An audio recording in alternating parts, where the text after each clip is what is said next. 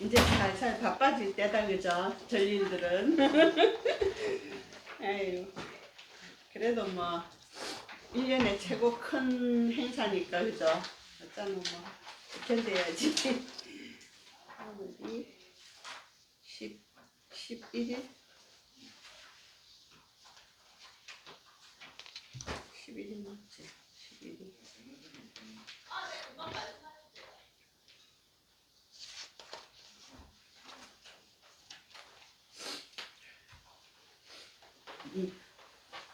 박시영 씨 문 좀 닫아주세요. 네. 자, 오늘 정원 선생님 지난주에 제가 말씀드렸지? 여기 나오셔서 발표하시고 아내의 도리에 대해서 아내의 도리? 예, 아, 까먹으셨구나. 못하셨어요? 바쁘셔서? 네네네. 그러면 어쩔 수 없다. 그럼 다음 주에 하기로 하고 오늘은 강의로 진행을 하겠습니다. 안 하셨는데 시킬 수는 없는 일이고, 그죠? 다음 주에 좀 부탁드릴게요. 왜냐하면 이게 아내의 도리? 네, 아, 이게 세미나 형식으로 이제 스님께서 아내의 도리에 대해서 발표를 하면 옆에 질문하고 이렇게 세미나 형식으로 하려고 제가 부탁을 드렸던 거거든요. 아내의 의무. 지난주에는 이제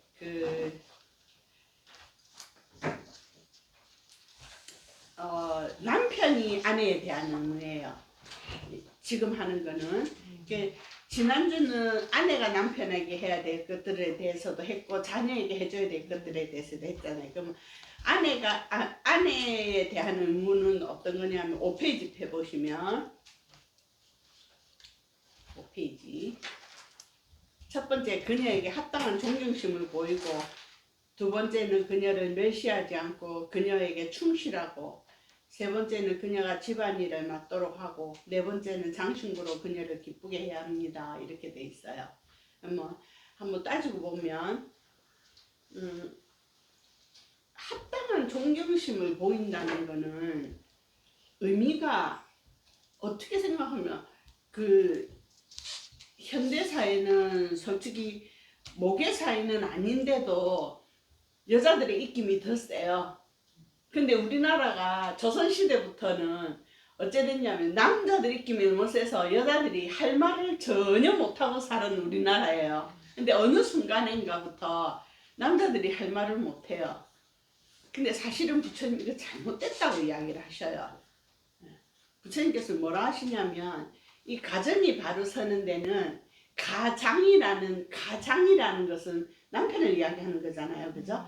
가장의 위치가 있어야 되고 가장을 보필하는 위치가 있어야 된다라고 이야기를 하거든요. 근데 가장을 보필하는 위치가 부인의 위치인 거잖아요. 그러면 가장의 위치를 가장이 곳곳하게 서야 되고 어느 정도의 권력이 있어야 되고 이렇게 이야기를 하고 계시는데, 그러면 부인은 그러면 권력도 없고 뭐 치여서 살아야 되느냐? 그건 아니라고 이야기를 하시죠.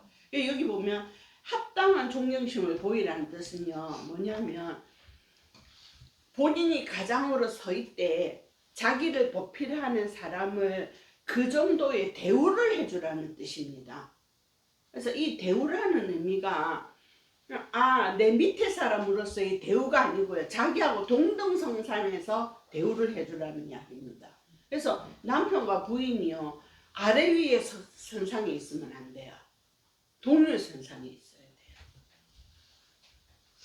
그 다음에 이제 멸시하지 않아야 된다 했는데 이거는 남편이 아내에게만 할 것이 아니고 쌍방이라고 저는 생각하거든요. 그래서 여자도 남자를 무시해서는 안 되고 남자도 여자를 무시해서는 안 되는 것이죠. 왜냐하면 이렇게 한번 생각해 봅시다. 남편이 지 잘났다고 아내를 무시하면 지는 결론은요, 못난 아내하고 사는 못난 남편일 수밖에 없어요. 그렇지 않나요? 그런데 자기가 조금 못난 아내라 해도 축켜 세워주고 우리 부인은 이런 것도 잘한다 이런 것도 잘한다 축켜 세워주면 이 남편은 자기 스스로요 자기가요 정말 잘난 여자하고 사는 잘난 남편이 되어 있어요. 그게 나 자신을 내가 높이는 것이지 누가 높여주는 것이 아니라는 것이죠. 굉장히 중요한 이야기입니다. 우리가 사회에 나가서 내 잘났다고 막 큰 소리 치면 다른 사람들이 뭐라고 하겠습니까? 옆에서 뭐라고 이야기할까요? 저 약간 정신병자가 약간 또라이니까 이래 안 하겠습니까? 왜냐하면 내가 내를 잘났다고 하는 거는 정말 못난 사람들이 하는 이야기예요. 근데 내가 열심히 내 위치에서 이 위치를 잘 지키고 남들을 존경할 줄 알고 이렇게 하다 보면 자기 위치는 스스로 올라가져 있는 거죠. 그래서 이거는 사회성에서도 아주 중요한 계기가 되는 것입니다. 우리는 이제 불교 쪽이다 보니까 절에서도 마찬가지예요. 스님이 신도를 굉장히 아끼고 사랑하고 신도를 정말 최상의 어떤 사람으로서 대우를 해주고 이러면요 그 절은 분위기가 달라져요. 그런데 나는 스님 너네는 제가 다 이걸로 벽을 쌓아버리면 그 절은 어딘지 모르게 냉랭해요. 그거는 어쩔 수 없는 어떤 인간관계에서 이루어지는 형성되는 벽이라는 게 있어요. 근데 이 벽이라는 것을 그렇대서 스님인데 무조건 내가 막 이렇게 하라는 건 아닙니다. 스님은 스님의 위치에서 아주 명확하게 지켜야 될 것이 있고 제가자의 위치에서 지켜야 될 것들이 있어요. 남편이 아내를 잘 챙긴다 해서 남편의 위신이 떨어지느냐? 그건 아니라는 거죠. 자기가 열심히 일해서 돈 벌어서 돈 갖다 주고 생활하게 풍족하게 생활하게 해줄 수 있으면서 큰 소리는 칠 수 있어야 된다는 거죠. 스님도 마찬가지예요. 절 운영을 잘해서 우리 절이 아주 풍족하게 맨날 전기세도 못 내는 절이 되어서는 안 되지 않겠습니까? 그죠? 그래서 운영을 잘 하셔갖고 절이 아주 풍족하고 근데 이 운영을 또 제가 신도들하고 같이 으쌰으쌰 해갖고 한다면 스님은 스님대로 올라가고 제가자는 제가자로 올라가게 된다는 거예요. 그래서 이 가정사라는 것은 부처님께서 물론 뭐 남편과 부인을 두고 이야기했지만 이거 전체적인 사회로 봤을 때는 모든 사람이 그렇게 해야 된다라고 이야기를 하고 계시는 겁니다. 그래서 난 그녀에게 충실해야 된다 그랬는데 금방 이야기하고 일맥상통해요. 만약에 스님께서 신도들이 부처님 앞에 보시금을 얹어놓고 기도를 하는데 스님은 아예 내 몰라라 네 기도하면 되지 한다면 이 절은 엉망진창 되겠죠. 저 신도는 열심히 부처님한테 그래도 아주 자기 성의껏 올려놓고 열심히 기도하는데 나도 저 신도를 위해서 이렇게 기도를 해줘야지 기도 제목이 뭔지도 살펴볼 수 있어야 되고 이런 어떤 계기들이 있어야 된다는 거예요. 그러면 남편은 아내를 바라볼 때 뭐 돈만 갖다 준다고 다 잘해주는 거예요? 아니에요. 돈 갖다 준다고 잘해주는 거 아니에요.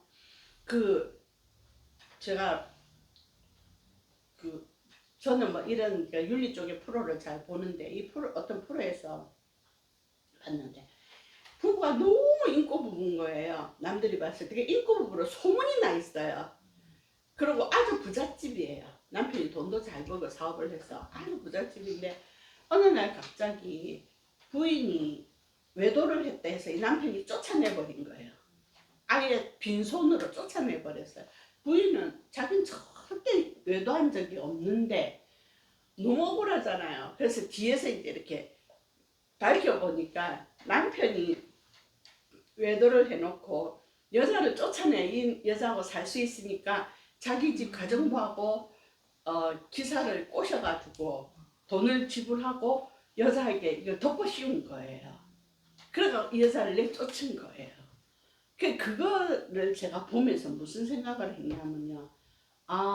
그러면서 남들 앞에서 너무 잘해주고 우리 부인 이렇게 하면서 딱 돌아서서 아무도 없는 사이에서는 구박하고 때리고 욕하고 별짓을 다 하더라고요. 제가 그거를 보면서 무슨 생각을 했냐면 인간이 아니라 했어요. 사람이라면 이렇게 있는 데서야 농담도 하고 그냥 조금 윽박지르게 헤이 뭐니 그러잖아 할 수 있지만 실은요 둘이 있는 데서 더 존중할 줄 알아야 되고 더 죽게 세워줄 줄 알아야 된다라는 거예요. 단체 석상에서 뭐라 하는 거는 신도들도요 덜 고가워요. 그런데 1대1로 스님께서 탁 만약에 그 자기를 탁 깔아뭉갠다 이러면 그건 굉장히 고가워요. 그런데 단체로 해서 이런 행동들은 안 하면 좋겠습니다 그러면 뜨끔은하죠. 내가 하고 있으면 뜨끔은하지만 직접적으로 한 말이 아니니까 다음부터 조심해야지 이렇게 된다라는 거예요. 그래서 이런 문제들에 대해서 제가 그거를 보면서 느낀 게 뭐냐면요. 사람이라면 안 보이는 곳에서 잘해야 되는 게 맞다. 네. 그래서 누가 이야기하잖아요. 선행을 할 때 오른손이 하는 일을 왼손이 모르게 하라는 말이 있잖아요. 어떻게 오른손이 하는 일을 왼손이 모르게 하겠습니까? 말이 안 되는 소리죠. 내 몸에 붙어 있는데. 그러나 그거는 어떤 단어의 의미가 두는 것이 아니고 그만큼 말없이 조심스럽게 내가 내라고 나타내지 않고 누구한테도 이만큼 했다라고 나타내지 않고 아주 조용히 하라는 이야기거든요. 제가 상강사를 새벽에 한번 갈 일이 있었습니다. 한 번이야 여러 번 갔는데 갈 때마다 제가 굉장히 좀 뭉클뭉클한 것들이 있었어요. 한 번 올라갔는데 할머니가 걸음도 거의 못 걸으셔요. 그 걸음도 못 걸으니까 왜 이렇게 생긴 그 보조기구 있잖아요. 그거를 턱턱 이렇게 짚고 가시면서 겨우겨우 걸어가셔요. 그렇게 가셔서 부처님 앞에 이 절을 못 하시니까 이거를 자꾸 이렇게 절을 하면서 부처님 죄송합니다. 부처님 죄송합니다. 이러고 절을 하시는 거예요. 그 마음에는요. 나는 무릎을 못 꿇지만 무릎 꿇는 사람보다 부처님께 더 간절한 마음이 있는 거예요. 무릎 꿇는 행위가 중요한 것이 아니라는 것이죠. 그런데 이 할머니가요. 그렇게 놓고 그거를 끌고 다니면서 온 법당에 구석구석을 다 청소를 하고 계시더라고요. 눈물이 왈칵 쏟아지는 거예요. 그래서 할머니가 하시는 말씀이 나는 돈도 없고 가진 것도 없어서 절에 해줄 게 아무것도 없어서 이거라도 해야 된다라는 거예요. 그리고 눈에 보이는 데는 젊은이들이 너무 잘하는데 이런 구석구석까지는 다 안 닦더라고요. 걸레를 다 빨아갖고 구석구석을 다 닦고 계시더라고요. 그거를 보면서 저런 분들이 숨어 있으니까 빠짐없이 이루어지는 것들이 있구나. 그러면 과연 나는 가정에서 어떤 존재가 돼야 되는지, 나는 사회에서 어떤 존재가 돼야 되는지 하는 것이 답이 나오지 않습니까? 그죠? 아무리 잘난 사람도 그 내가 가진 역량에 1밖에 표현 못한 사람이 있고 내가 가진 역량이 1인데 열심히 해서 열을 표현하려고 막 노력하는 사람이 있는데 부처님께서는 부자를 이야기하셔요. 아주 작지만 열심히 하면 무엇인가 결과물은 많이 가진 사람보다 훨씬 낫더라는 거죠. 그래서 이렇게 충실하고라는 단어를 이렇게 표현을 하십니다. 그 다음에 그녀가 집안일을 맡도록 하라는 것은 요즘 세상은 그렇지는 않지만 부처님 당시는요. 제가 말씀드렸잖아요. 인도 사회에는 여자를 숫자에도 안 넣었다고요. 여자를 인원수 세야 되는데 숫자에도 안 집어넣었습니다. 그 정도로 약간 천시당하는 시절이었어요. 그런데 집안일을 맡길 리가 있겠습니까? 없죠. 돈 벌어다 주고 니는 요것 갖고 뭐 하나 사라, 요것 갖고 뭐 해라, 아니면 필요한 거 있으면 사다 주고 그건 잘못됐다라는 거예요. 내가 돈을 벌어오면 생활비는 부인한테 줘야 돼요. 집에 쓰는 것은. 밖에서 쓰는 건 네가 쓰라는 거죠. 그런데 생활비, 이거는 예를 드는 겁니다. 100만 원 줘놓고 100만 원 어디다 쓰느냐, 그 큰 돈을 어디다 다 쓰니 10원짜리 하나도 따져가면서 잘못됐다라는 거예요. 어디에 썼다 한들 그 부인이 뭐 집에 있으면서 자기를 위해서 다 썼겠습니까? 다 가정에 쓰지 자기를 위해서 쓰는 건 아주 일부분이에요. 제가 한번 그 생각을 한 적이 있어요. 이 삶을 제가 살아오면서 내 인생을 한날 제가 그런 정리를 할 일이 있어가지고 싹 하면서 내가 인생을 살아오면서 나를 위해서 과연 얼마나 많은 시간을 투자를 했는가 하는 거를 되돌아보니까 없는 거예요. 나를 위해서 투자한 건 공부 외에는 아무것도 없는 거예요. 그래서 너무 서글퍼지는 거예요. 그런데 남자들은요, 나를 위해서 시간의 투자를 얼마나 했는가를 물었을 때, 남을 위해서 시간 얼마나 투자를 했나 물었을 때 대답하는 사람이 몇 프로가 안 돼요. 남을 위한 게보다 자기를 위한 거예요. 그러고요. 맨날 나는 돈 번다고 여기에서 뭐 열심히 회사하고 집에 오고 회사하고 집에 오고 이거밖에 한 게 없어. 그래서 나는 나를 위해서 쓸 시간이 없어라고 이야기를 하는데요. 아니에요. 사이드로 살펴보면요. 남자들은 자기 할 일 전부 다 하고 다녀요. 근데 여자들은 직장 갔다 오면 남자들처럼 편안하게 가서 친구들 마셔서 술 한잔 마시고 노래방 가서 놀다 오고 그거 하기 정말 어려워요. 왜 어렵냐면 집에 오면 내가 할 일이 또 이만큼이 있어요. 그래서 여자는 퇴근이 없어요. 그죠? 그럼 여기에서 하는 일이 여기 오면 또 있어요. 다시 시작이에요. 이러다 보니까 나라는 존재가 없어져 버리는 거예요. 그 중에 하나가 제일 중요한 것이 뭐가 없어지냐면요. 내 이름이 없어져요. 결혼과 동시에 나의 이름은 없어져요. 내가 얼마 전에 우리 친구 손자가 4살인데 영상통화를 하다가 내려 보여주는 거에서 이렇게 이름이 수호거든요. 수호야 잘 지냈어? 나 누구야? 이러니까 막 웃으면서 성순이 할머니 이러는 거예요. 깜짝 놀라서 가르쳐 준 적 없거든요. 근데 그때 이제 저 할머니가 우리 집 와서 자주 놀다 가니까 할머니 어디야? 이래 물으면 성순이 할머니지 이 말을 한 번씩 했어요. 그거를 기억을 했다가 이야기를 하는데 어머야 내 이름을 알아주는 애가 있네. 되게 진짜 고맙고 감동스럽더라고요. 근데 제가 결혼한 이후에 삶을 지나보면 누구 아내, 누구 엄마, 누구 며느리로 살았지 이성순이라는 이름으로 살아온 세월이 없더라는 거예요. 진짜 눈물 나는 이야기죠, 그죠? 박시연 씨는 박시연 씨의 이름으로 많이 살아요? 네. 오, 멋지다. 아니 사회에서 놓으면 다 그렇죠. 저한테 누구 엄마라고 얘기하진 않잖아요. 아, 그래요? 우린 친구들 만나도 기량이 엄마 이러는데 그래서 내가 야 이름 좀 불러라 이러고 웃는데 굉장히 그래도요 심플하게 사는 겁니다 그거는. 그래서 내가 우리 친구들 내가 기량이 엄마 이러면 야 내가 기량이 엄마가 이름 좀 불러라 이러고 웃거든요.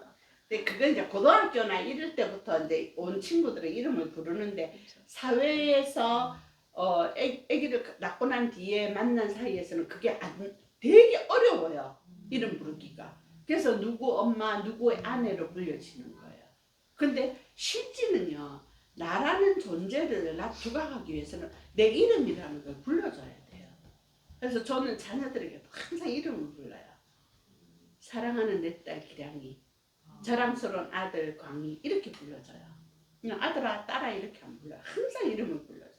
네 이름이라는 것을 가지고 사회의 일원이 되기를 원한다는 의미가 굉장히 많이 들어있거든요. 그래서 우리는 그래요. 저는 이제 스님들께도 딱 권하고 싶은 게 하나가 딱 있어요. 뭐가 있냐면 아유 보살님 오셨습니까 하는 거다. 아유 이보살님 오셨습니까? 김보살님 오셨습니까? 박보살님 오셨습니까? 그러면 보살님들 생각 어머 내 이름을 기억하시네. 나라는 존재를 인정해 주시네. 이렇게 되는 거예요. 그 앞에 한자가 더 들어간 것 때문에 부처님께서 이 이야기 하시는 거예요. 그 사람을 인정해 주고 그 사람의 임무를 맡길 줄 알아야 되고 또 이런 것도 있어요. 오늘 이제 인간극장을 보니까 어떤 스님에 대해서 이제 하시더라고요.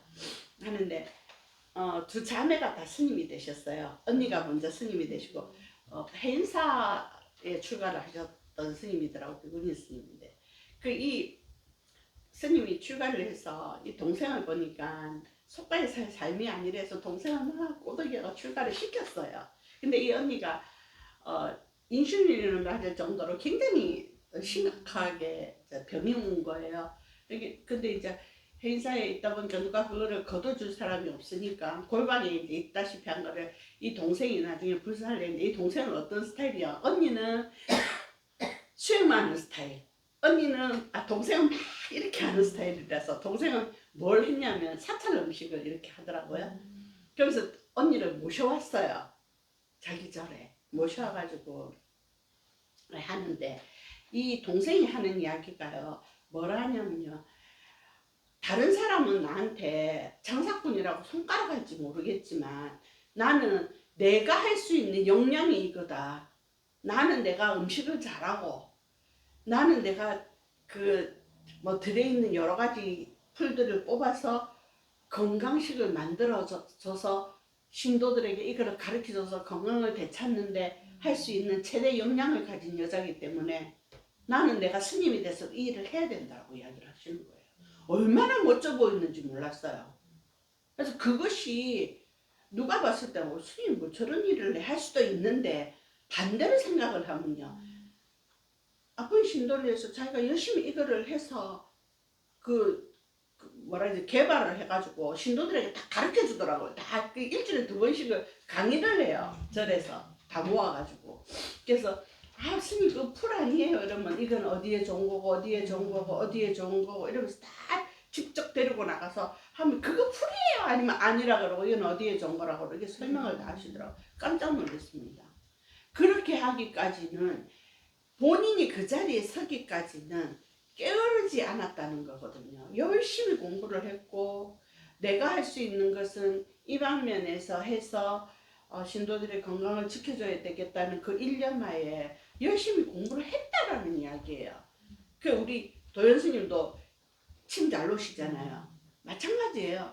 분야가 조금씩 다를 뿐이지 이 어때 펼칠 수 있는 불법을 펼칠 수 있는 분야가 다르다는 거예요. 그래서 오늘 그걸 보는데 너무 멋진 거예요, 그 스님이. 그러면서 자기는 누가 뭐라 해도 이 길을 가겠다고 이야기를 하시더라고요.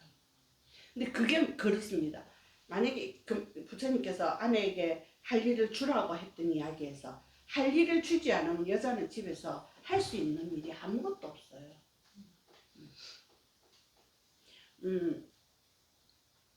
우리나라 요즘은 그래도 많이 좋아졌습니다. 그죠?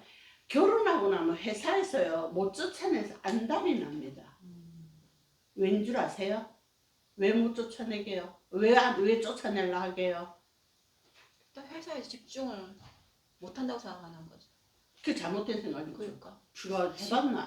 집에서 뭐 애도 키워야 되고 또 일찍 간다 하고 막 이러면 그게 고정관념인 그러니까. 거예요. 실제는 그렇지 않다는 뭐 거예요. 잘하죠. 네, 자기가 그런 소리 안 들으려고 더 열심히 하거든요, 사실은. 그런데 고정관념에 가정을 가졌으니 이것은 소홀해질 것이라는 생각하에서 바라보는 거예요. 그럼 시선이 바뀌어버리죠. 그런데 책임감이 하나를 가진 거하고 둘을 가진 거하고요, 마음가짐은 완전히 달라져요. 제가 일하는 엄마들의 이거 조사를 제가 한번 한 적이 있습니다. 일하는 엄마들한테 이거 설문지를 한번 받은 적이 있는데 무엇이 제일 힘드냐고 물으니까요, 내 능력을 인정이 안 해주는 게 제일 힘들대요. 무시해버린대요. 일도 주지도 안 하고. 그러니까 그냥 니는 그만둘 때까지 그냥 그 자리에 그냥 있어라 이렇게 이야기를 한다는 거예요. 근데 얼마나 아깝습니까? 그 사람이 그 자리에 있기까지는 우리나라 현실이 대학 안 나오면 취업단데요. 그죠? 대학 공부까지 다 해서 그 자리까지 갔는데 결혼이라는 담벼락 하나 때문에 다 막아버리는 거예요. 일할 수 있는 능력을 다 그냥 밟아버리는 거예요. 그러니까 주부들 보고 경력 단절이라고 이야기를 하잖아요. 그거를 저는 아직도 이해를 못하는 사람이거든요. 왜 주부가 되면 경력이 단절돼야 되는지 그걸 아직도 저는 이해를 못합니다. 근데 이것들을 가정으로 옮겨서 딱 바라보면요 똑같아요. 여자는요 살아오는 결혼과 동시에 자기가 살아왔던 삶에서 남편이 살아온 삶으로 옮겨와야 돼요. 그렇죠? 근데 1년차, 2년차, 3년차 되면서 바뀔 수는 있지만 20에 결혼했다 친다면 20년 동안 친정에서 살아왔던 엄마하고 자기 집에서 자기 가풍에 의해서 살아왔던 것이 결혼했다 해서 하루아침에 시집에 와서 시집 가풍을 따를 수 있느냐? 될까요? 정말 힘들 거예요 아마. 정말 힘들 거예요. 그런데 남편 집에서는 무조건 그거를 원해요. 그러면 여자는 신이 아니잖아요. 부처님께서는 그 잘못됐다 했습니다. 할 수 있는 것을 주어라. 그래서 결혼 1년 차는 니는 우리 가풍을 익히기 위해서 엄마하고 음식하는 거 요거만 배워라. 그 다음에는 우리 조상을 돌봐라. 그 다음에 우리 가문을 돌봐라. 뭐 이렇게 펼쳐나갈 수는 있지만 처음부터 모든 거를 다 주고 그러니까 생각난다. 제가 결혼을 했는데요. 제가 결혼 일찍 했거든요. 12월 1일 날 결혼을 했는데 2월 29일이 시아버지 제사였어요. 시어머니가요. 다라이마다 이렇게 이어다가 제사를 굉장히 크게 지내거든요. 종갓집의 종손이라서. 내려놓고는 아무것도 안 가르쳐주고 나가는 거예요. 오늘 너희 시아버지 제사다 이러고 나가시는 거예요. 기가 막힐 노릇 아닙니까? 한 번도 해본 적이 없는데 너무 기가 막혀서 어떻게 했냐면 도서관을 갔습니다. 서면에 있는 국립도서관을 가가지고 시립도서관을 가서 사전 보고 다 베껴왔어요. 그때만 해도 뭐 복사기가 있습니까? 뭐가 있습니까? 다 그래서 노트한 거는 해가 와가지고 집에 와서 이제 그게 레시피인 거죠. 그대로 해서 상을 차려놨더니요. 그러면 수고했단 말 한마디만 하면 다 녹아지잖아요. 근데 딱 첫 마디가 뭐라 그래 잘 배운 너희 집에서 이래 가르치더나 딱 이러시는 거예요. 그 말에 너무 충격을 받아서 어떻게 해야 내가 칭찬을 받지? 이상하게 항상 이제 머리를 싸질러지게 되는 거예요. 그래서 한 날 제가 물었어요. 어머니 제가 어떻게 하기를 원하시냐고 물었어요. 그랬더니 잘난 너 엄마한테 물어봐라 이렇게 이야기를 하는 거예요. 뭐지? 저는 시집을 무지하게 되게 살았거든요. 네. 그 무슨 안 좋은 일 말씀은요. 친정에 전화를 해요. 전화를 해서 우리 엄마는 그 당시에 대학까지 나오셔서 굉장히 인텔리거든요.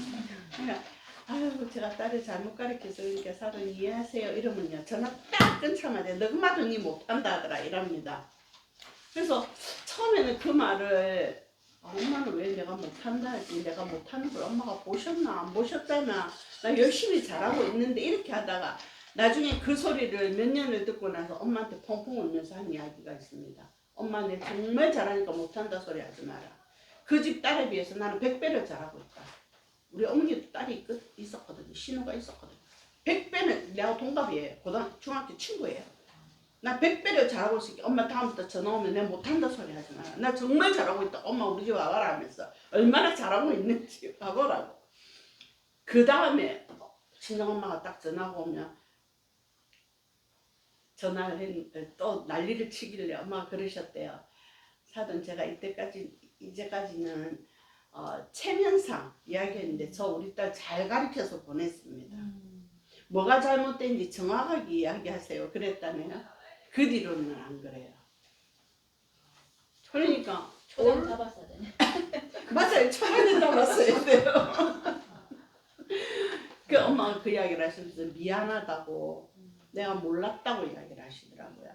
근데 그게 뭐냐면요. 가르쳐 주지도 않으면서 너무 많은 걸 바라는 거예요. 그러면 지쳐버리는 거죠. 못하게 되는 거죠. 그래서 참 많은 거를 저는 살면서 느낀 게 많거든요. 그래서 나는 우리 딸을 키우면서 맨날 그랬습니다. 일하지 마라, 일 배우지 마라. 일하고 일 잘하고 일 배우니까 일 많은 집에 시집 가더라. 니네 아무것도 하지 말고 배우지 말고 가라. 그랬다니까요. 진짜 밥도 못하고 계란 후라이도 하나 안 시켜보고 시집 보냈습니다.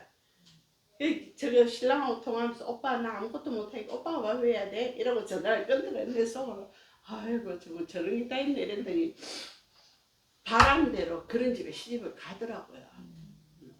그게 뭐 물론 지금 안 하는 거는 아니지만 그런 거예요. 조금은 못할지언정 인정을 해주고 조금은 부족할지언정 그 부족함에 다음부터는 요거를 플러스에 조금 더 했으면 좋겠다고 가르칠 수 있어야지 자꾸 영역을 넓혀줘야 되지 그 영역을 뺏어나가면 안 된다는 거죠. 저 살림도 마찬가지입니다. 신도들이 와서 요만큼 할 때 어우 정말 감사하다고 잘했다 하고 칭찬해주면 뭐 우리나라 속담 있잖아요. 칭찬은 고래도 춤추게 한다고 있잖아요. 요만큼의 칭찬이요 훨씬 큰 걸로 되돌아온다라는 거예요. 그래서 이게 맡기라는 의미는 아주 큰 의미가 있습니다.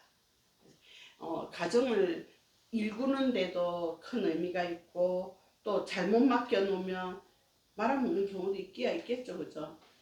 이런 그런 경우도 있긴 하겠다. 현대 사회로 넘어와서 보면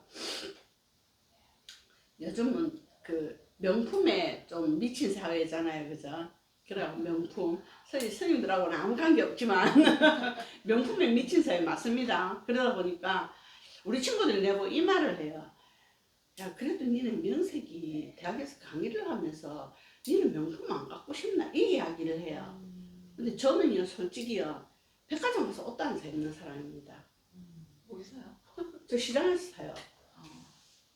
제가 맨날요, 나한테 묻지 마라 어디서 샀는지. 원래 옷걸이가 좋으면 1,000원짜리도 100만원짜리 같이 보인다 이러고 내가 웃거든요. 그 욕심이 안 나냐고 물어요. 저는 살면서요, 딱 욕심을 낸 거는 공부에 욕심 내본 적이 없어요. 배우는 거 외에. 그 외에, 그래서 제가 백화점을 9년을 근무를 했거든요. 9년 동안 백화점 근무하면서도 정말 명품이라는 걸 가져본 적이 없어요. 저는 그건 자부심이 있습니다, 좀. 근데 그거는 제가 하는 말이 그래요. 나는 10,000원짜리 백에 100만원 들고 다니지 100만원짜리 백에 10,000원 안 들고 다닌다는 사람이거든요. 인간이라는 이런 어떤 허울 속에는요, 무엇을 채우느냐에 따라서 정말 다른 가치로 나타날 수 있다라는 거거든요. 그럼 우리는 어떻게 채워야 되느냐는 거죠. 무엇을 채우냐는 거죠. 저는 솔직히 우리 집 가면 명품 한 개도 없어요. 그래도요, 하나도 안 부러워요. 근데 그것이 솔직히 말해서 뭐 안 갖고 싶은 사람이 어디 있겠습니까, 그죠? 그러나 거기에 집착은 해본 적은 없어요. 그래서 저는 때때로 한 번씩 생각해보면 아, 내 같은 사람이 스님이 되긴 돼야 되겠구나. 집착이 없으니까, 그죠? 근데 공부에 집착이 있어서 못하지만 그렇습니다. 그래서 어떤 것을 영역을 넓혀주느냐에 따라서 전혀 다른 사람으로 변할 수 있다라는 겁니다. 또 그 서로 인간관계에 있어서 저는 항상 사랑은 주고받고 하는 것이지 일방통행이 없다라고 이야기하는 사람이거든요. 근데 어떤 사랑이든지 간에 그러면 주고받고 하는 사랑에서 시작점은 있어야 된다라는 거예요. 그럼 이 시작점이 누가 되느냐는 거죠. 아내가 되느냐 남편이 되느냐가 중요한 거예요. 누가 먼저 주느냐. 근데 이것은요, 누가 먼저 줘도 아무 문제는 없어요. 근데 누가 먼저 마음을 낸다는 것이 중요한 거예요. 만약에 나하고 박시현 씨가 있어요. 나하고 스님이 있고 이러면 내가 스님을 안 챙기면 스님은 저 교수는 뭐 사람 봐도 본 적도 안 하더라.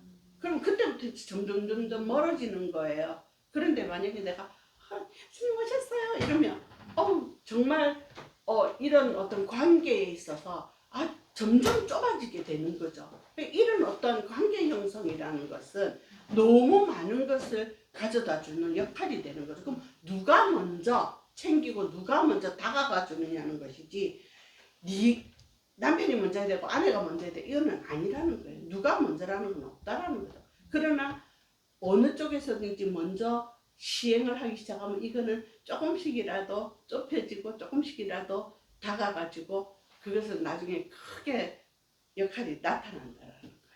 이런 것들을 가르치고 계십니다. 그 다음에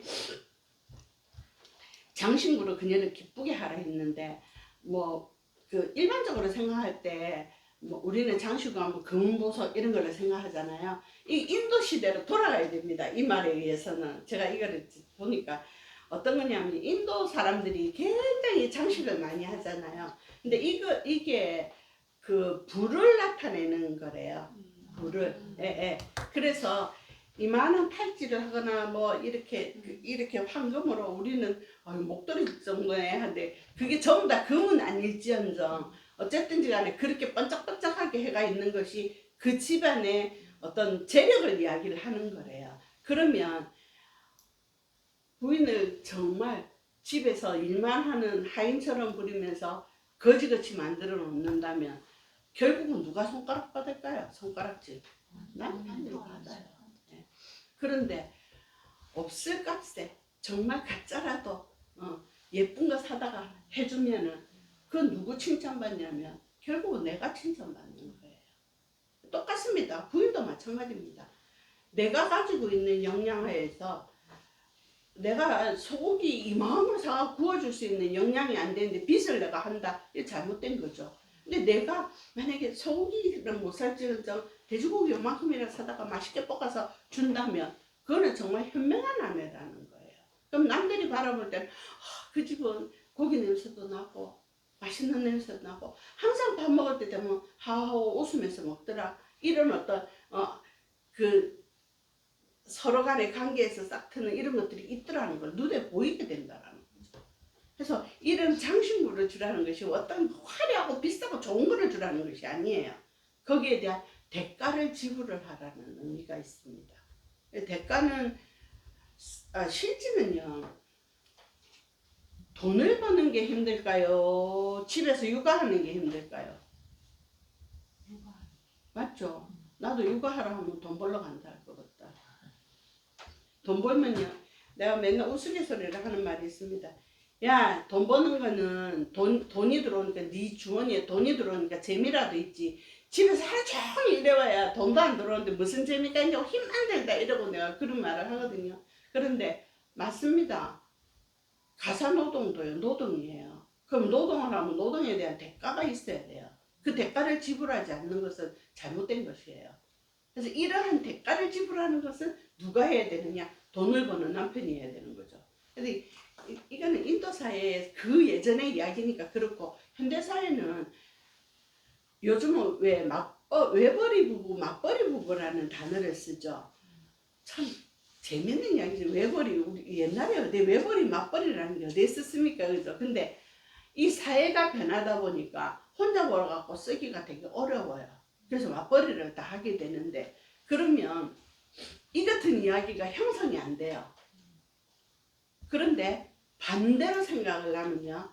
내가 벌어와서 남편에게 내가 해줄 수 있는 걸 해주고 남편이 벌어온 걸로 할 수 있는 것을 부인하게 해준다면 이것은 최상의 가정이죠. 그런데 내가 벌었으니까 내가 알아서 하고 네가 벌었으니까 네가 알아서 한다면 처음에는 좋아 보일지 모르겠지만 이거는 깨어지는 과정이에요. 네 주머니 네 거, 내 주머니 내 거 이렇게 하면. 근데 더 독한 사람은 네 거도 내 거, 내 거도 네 거 하겠죠. 그거는 있을 수 없는 이야기고. 그래서 이렇게 해서 집에서 열심히 일하고 있는 사람도 노력의 대가는 있구나 해서 기쁘게 해줄 수 있는 것이 되어져야 된다라고 부처님 말씀하셨습니다. 이것이 이제 남편이 아내에게 해야 될 도리에 대해서 말씀하셨어요. 그 다음에 이제 아내는 또 남편에게 해야 될 의무가 그럼 있겠죠, 그죠? 남편만 하면 억울하잖아요. 그렇죠? 나 열심히 일하는데, 지금은 회사에 나가서 다 돈을 벌고 우리가 이제 그 농촌에 농사짓고 이런 사람을 제외하고는 거의 다 일을 해서 돈을 벌고 회사 가서 이렇게 하잖아요. 월급이 통장에 들어오고. 그런데 이전에는요 월급을 뭘로 줬냐면 현금으로 봉투에 딱 넣어가지고 월급 명세서 이래가 봉투에 딱 넣으면 월급날은 남편들이 두둑하게 넣어가지고 와서 기분 좋게 봉투 내면서 나 이거 벌어왔다 이러고 다 내놨어요. 근데 남편들이 너무 재미가 없어요. 여자 통장으로 다 들어가고요. 지는 쇠가 빠지게 해봐야 남자 여자한테 손 벌려갖고 용돈 받았어야 돼요. 이런 세상으로 바뀌어 있더라는 거예요. 근데 이거는 사실은 요즘 세상에는 이렇게 말하기가 참 어려워요. 그런데 인도는 제가 농업이 발달한 나라라 했잖아요. 그죠? 농업으로 주로 먹고 사는 나라. 1년에 산모작을 하니까. 아내는 남편에게 어떻게 해야 되냐면 첫 번째 최선을 다해서 집안일을 돌봐야 된다 했어요. 농업이면 농사를 지어서 우리나라로 생각합시다. 산모작업을 해본 적이 없으니까 우리나라로 한다면 1년에서 반을 열심히 일해서 가을에 추수하면 이걸 어떻게 해요? 곡간에 쌓아놓죠. 곡간에 쌓아놓고 이걸 가지고 또 반년을 먹고 살아요. 그죠? 그럼 또 봄이 되면 열심히 일해서 가을에 가을거지에서 또 그거 가지고 겨울을 지내서 봄까지 또 살아요. 그런데 홀랑홀랑 다 털어먹는 집이 있는 반면에 10섬을 했으면 그 중에 한 섬은 남겨서 저축을 하는 집이 있을 거예요. 분명히. 처음에는 이 한 섬이 무슨 돈이 되겠느냐. 그 물론 10섬에서 한 섬은 아주 한 섬은 크니까 그렇다 치지만 작은 단위로 이야기를 해서 100만 원을 벌었는데 10,000원을 저축을 한다. 아, 10,000원 누가 돼? 뭐 돈 된다고 10,000원 하지만 이 10,000원이요. 만약에 10,000원짜리 적금을 해서 100만 원을 탔어요. 100만 원 정기예금 내놓고 또 10,000원 적금했어요. 100만 원 다 쓴 사람하고 10년 뒤에 보면요. 천지 차이예요. 너무 큰 차이가 나 있어요. 내가 가지고 있는 것과 가지고 없는 것의 차이가 있어요. 그런데 이 재산이라는 것이요. 어떠냐면요. 요만큼 있을 때는 참 안 불어나요.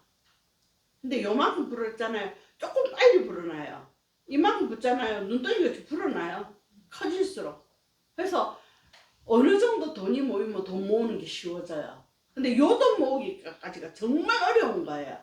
근데 재산도 마찬가지예요. 요까지 재산을 만들기가 정말 어려운 거예요.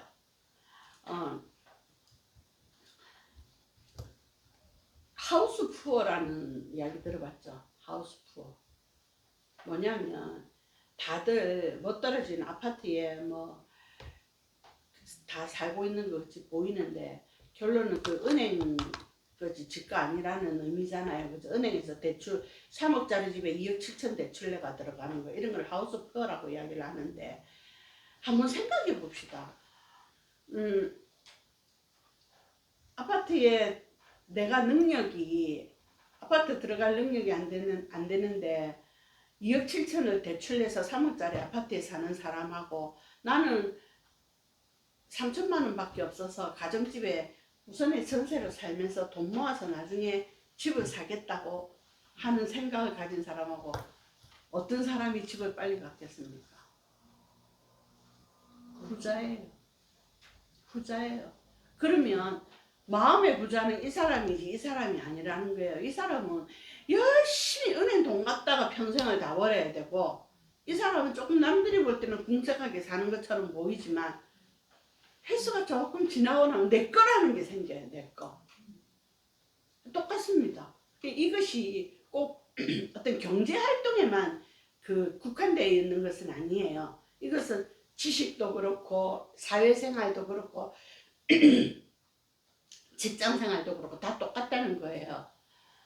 만약에 지식이라 그러면 우리가 처음부터 박사학위를 다 받을 수는 없잖아요. 그죠? 초등학교부터 다 기초부터 가나다라부터 기업미용부터 배워야지 그 다음 단계가 있는 것이 1, 2, 3, 4도 모르는데 인수분해 할 수 있습니까? 그건 있을 수 없는 이야기라는 거예요. 직장도 마찬가지입니다. 내가 직장 새내기로 들어갔는데 10년 직장 생활한 사람하고 똑같이 업무를 해낼 수는 없어요. 그런데 요즘 애들은 자기는 그렇게 못 해내면서 월급 가지고 따진 애들이 있거든요. 그러면 10년 다녀서 일을 10개를 하는 사람하고 지는 이제 들어가서 1개밖에 못하는 사람하고 월급을 똑같이 준다면 이건 잘못된 것이죠. 평등의 원리에서 깨어져 버리는 것이죠. 이런 것들을 생각해 보면 모든 분야에서 내가 가져야 될 분야, 내가 지켜야 될 분야들이 다 다르다는 거죠. 그래서 이렇게 최선을 다해서 집안을 돌본다는 뜻은요. 1년 동안 농사 지어놓은 거예요. 잘 지켜야 됩니다. 잘못 지키면요. 생지한테 다 뺏겨요. 그 생지는 깔아먹는 생지도 있지만 인지도 있습니다. 집안에. 네. 인지가 더 무섭죠. 하인들이요 몰래 갖다 팔아먹는 게 더 무섭습니다. 네. 그런 귀족들은요 오래 못 가요. 관리할 줄 모르는 귀족들은. 그런데 남편은 옆에 밖에 나가서 열심히 일만 하지 안에 있는 것들에 대한 것을 정리를 못 한단 말이에요. 그 부인들이 해야 된다라는 거예요. 그 다음에 두 번째, 남편의 친척과 친구들에게 후대를 해야 된다라고 되어 있는데,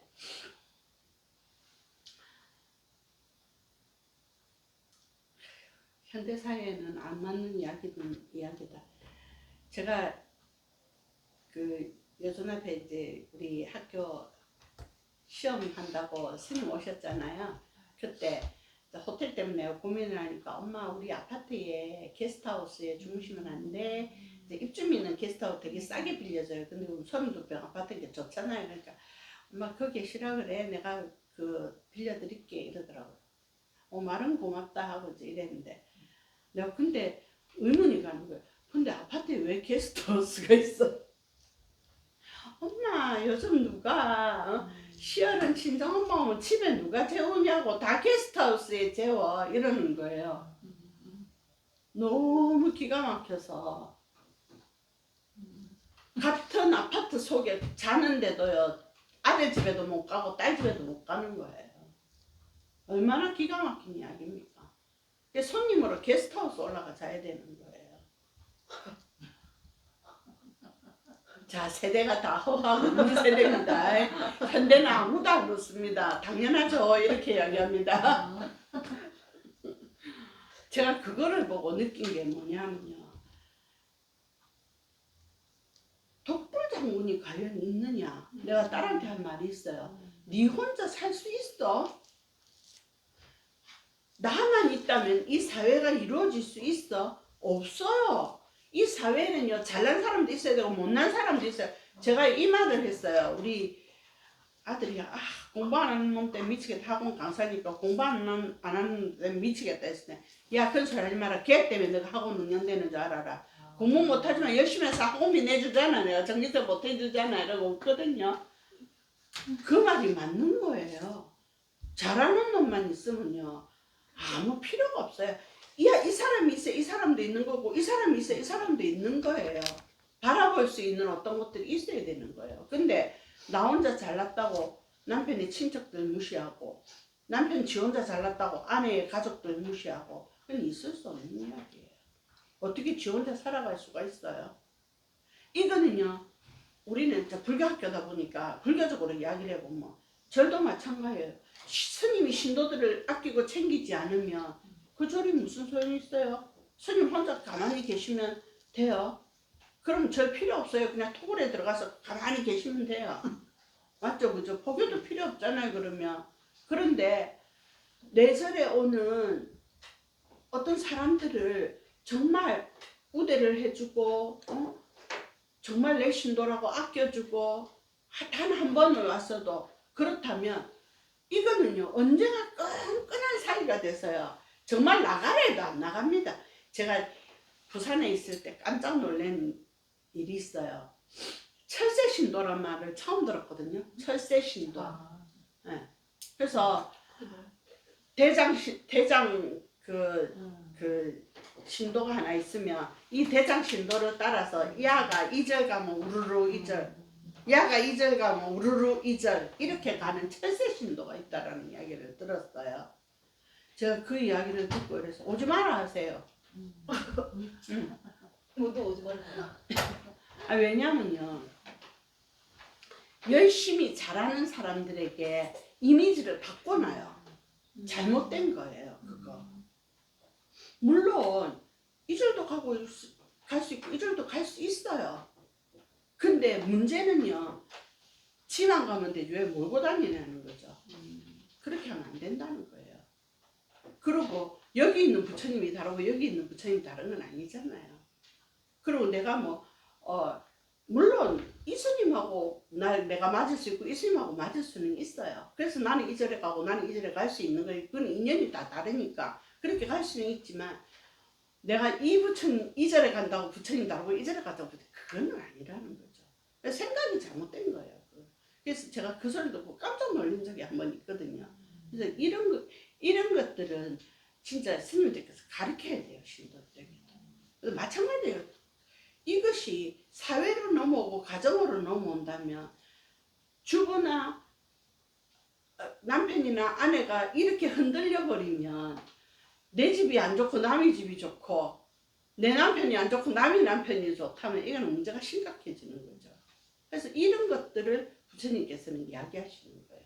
이렇게 흔들림이 없고 내 가정을 지킬 줄 알고 내 주변을 지킬 줄 알고 또 나뿐이 아니고 같이 사는 남편과 아내의 주변을 지켜줄 줄 알고 존중할 줄 알고 하는 가정이라야 바로 서는 가정이 될 수 있다라고 이야기를 하는 겁니다. 그 다음에 남편에게 충실하고 남편의 재산을 돌보고 모든 의무에 책임을 다해야 된다 이렇게 했는데요. 앞서서 남편이 아내에게 해줬던 의무와 마찬가지로 남편도 아내에게 해줄 의무가 있고 또 그와 상반되게 가정을 이루고 있는 어떤 이런 가정을 이루고 있는 구성원들이 서로의 해야 될 일들이 있다라는 거죠. 그럼 이 구성원들이 내 일을 포기를 한다면 이 가정은 깨져요. 자녀가 자녀의 도리를 포기를 하고 아내가 아내의 도리를 포기를 하고 남편이 남편의 도리를 포기를 한다면 이 가정은 깨어지는 가정이에요. 현대사회는요. 내가 내 자리에서 나밖에 없다라고 생각하기 때문에 가정이 진짜 많이 깨어지는 거거든요. 근데 좀 어렵더라도 나라는 존재를 조금만 숨기고 남을 조금만 더 생각해 준다면 내 자녀를 생각해 주고 내 남편을 생각해 준다면 그 가정은 깨지지 않을 거예요. 그런데 이것들을 전부 다 내가 잘나서 다 깨지게 되어 있는 거예요. 내가 최고기 때문에. 그래서 이런 것들. 그래서 부처님께서는 이렇게 남편은 아내에게 이렇게 하고 아내는 남편에게 이렇게 해서 서로 상반되게 해야지 된다라고 이야기를 하셨습니다. 그래서 오늘은 여기까지 하고